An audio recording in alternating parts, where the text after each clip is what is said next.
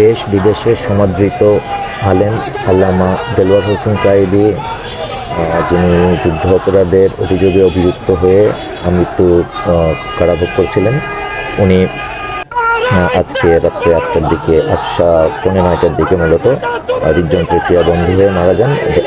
বলা হচ্ছে যে হার্ট অ্যাটাকের কারণে তার মৃত্যু হয়েছে এবং তার মরদেহ নেওয়ার জন্য তার দলের নেতাকর্মীরা শাহবাগে বঙ্গবন্ধু মেডিকেল কলেজ হাসপাতালের সামনে এসে ভিড় জমায় এবং এই সময় তারা স্লোগান দিতে থাকে।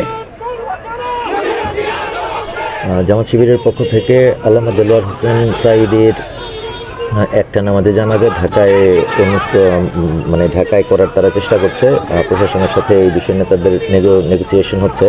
শেষ পর্যন্ত জানা গেছে যে তাদেরকে ঢাকায় জানাজা অনুষ্ঠানের অনুমতি দেওয়া হয় নাই, যে কারণে তারা প্রচণ্ড বিক্ষুব্ধ হয়ে পড়ে এবং সরকার বিরোধী স্লোগান দিতে থাকে। আল্লামা সাঈদীর নামাজে জানাজার অনুমতি ঢাকাতে দেওয়া হয় নাই এবং জামাতের নেতাকর্মীরা দাবি করছিল যে তারা ঢাকাতে 16 তারিখে একটা গায়েবানা জানাজার আয়োজন করতে চায়, কিন্তু শেষ পর্যন্ত এই অনুমতিও তাদেরকে দেওয়া হয় নাই।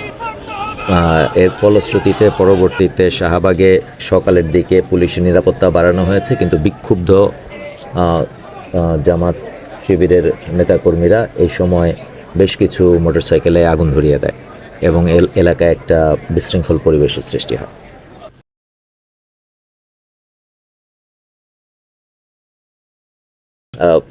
আল্লামা সাঈদীর মরদেহ তার গ্রামের বাড়ি পিরোজপুরে পাঠানো হয়, সেখানেই তাকে দাফন করা হবে বলে জানা যায়।